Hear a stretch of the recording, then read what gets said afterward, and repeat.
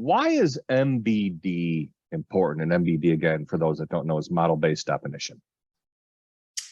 Yes. So, Chris, as especially the aerospace and defense suppliers, and really all businesses get into model-based definition, the importance of adopting it and using it is reusing the data.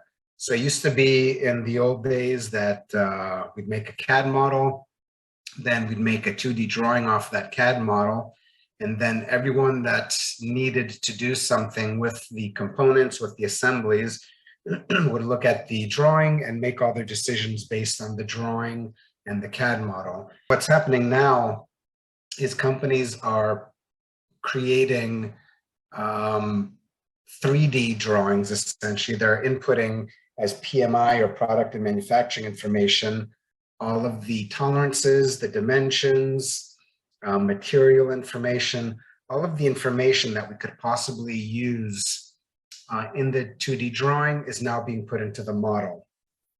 And where it becomes really important for our partners and our customers to adopt this is, for instance, I used to be a applications engineer for hexagon metrology. And it would take 20 minutes or so to make a program to inspect a part.